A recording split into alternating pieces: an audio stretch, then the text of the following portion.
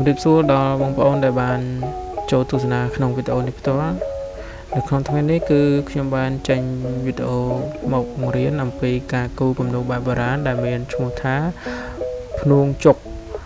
ហើយពាក្យជុកនេះគឺជាកម្ពតសក់ឬជាភ្នួងសក់នៃកុមារាកុមារីបើតាមទំនៀមទម្លាប់បុរាណយើងគេចាត់ទុកពាក្យជុកនេះគឺសំដៅទៅដល់ការដែលកោសក់ឬជាកំពូលសក់អីហ្នឹងហើយក្នុងថ្ងៃនេះដែរគឺខ្ញុំបានចេញមកបង្រៀនក្នុងការគូរវាគំនូរហ្នឹងវាជាគំនូរបុរាណអញ្ចឹងយើងគូរលក្ខណៈមុខមនុស្សអីឲ្យដូចជាបុរាណអញ្ចឹងណាហើយជាដំបូងគឺយើងបែងចែកក្រឡាបន្ទាត់មកបន្ទាត់ផ្ដេកហ្នឹងគឺមាន5បន្ទាត់ចំណែកឯបន្ទាត់ឈរមាន7បន្ទាត់ហើយយើងបែងចែកក្រឡាតាមហ្នឹងមកបងប្អូនអាចមើលហើយរៀនគូរតាមបានហើយបងប្អូនទស្សនាទៅហើយមែនតើទៅវាងាយស្រួលទេឲ្យតែយើងបែងចែកកន្លែងត្រូវមកហើយយើងមើលតាមហ្នឹងមកយើងមើលតាមរូបគំនូរគេគូរហ្នឹងមកនេះខ្ញុំអ្នកគូរផ្ទាល់អញ្ចឹងខ្ញុំអាចបង្រៀនបានយើងបែងចែកកន្លែងហើយយើងគូរយើងមើលតម្រង់វាតាមរូបហ្នឹងត្រូវទាញចេញពីណាពីណីហើយបងប្អូនអាចរៀនគូរតាមបាន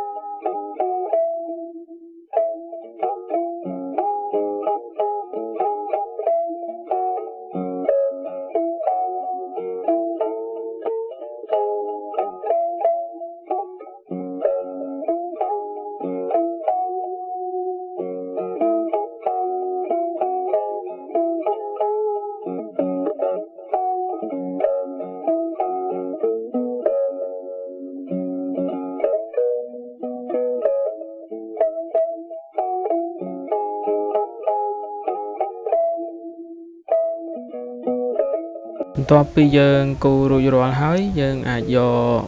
ប៊ិចខ្មៅយើងយកមកផ្ដាច់រូបយើងឲ្យដើម្បីមើលទៅវាច្បាស់ហើយស្អាតយើងគូខ្មៅដៃប្រេខ្មៅដៃរួចយើងយកប៊ិចហ្នឹងមកផ្ដាច់វាឲ្យស្អាតហើយចាំយើងលុបកាឡាបន្ទាត់លុបអីចេញទៅមើលមកស្អាតតែម្ដងហើយបងប្អូនអាចសាករៀនគូតាម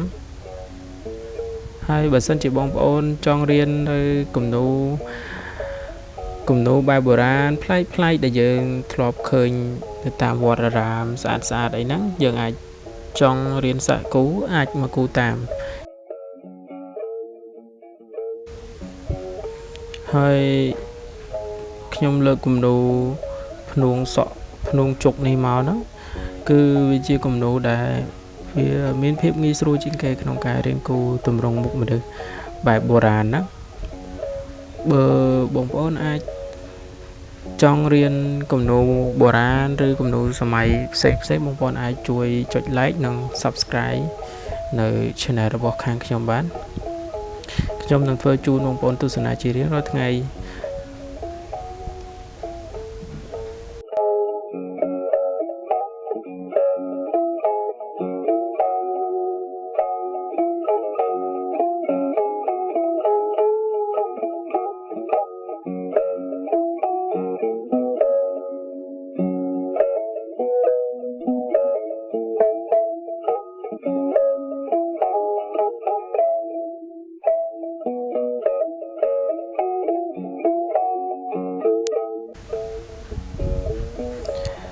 នេះគឺជាគំនូដែលយើងបានផ្ដាច់យកប៊ិចខ្មៅផ្ដាច់រួចគឺវាស្រស់ស្អាតយើងមើលទៅពេលយើងចូលលុបមកលុបបន្ទាត់ចេញហើយយើងមើលទៅវាស្រស់ស្អាតហើយបងប្អូនអាចរៀនគូតាមបន្ទាប់មកគឺយើងគូសក់ហ្នឹងគឺវាជាគេចងភ្នួងឡើងលើហើយវាគេហៅថាខ្មែរបុរាណយើងហៅថាជុកហ្នឹងកោជុកហ្នឹងគឺ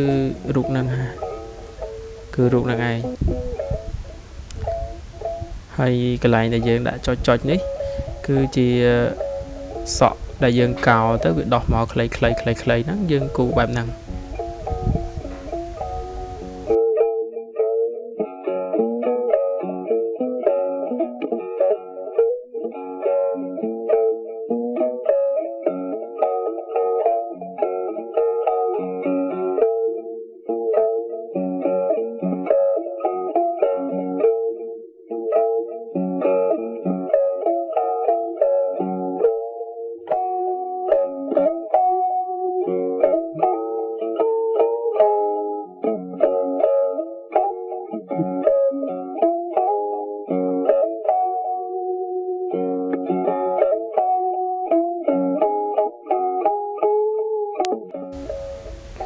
ជាចុងក្រោយសូមអរគុណទៅដល់បងប្អូនដែលបានចូលទស្សនានៅក្នុង channel របស់យើងខ្ញុំសូមអរគុណ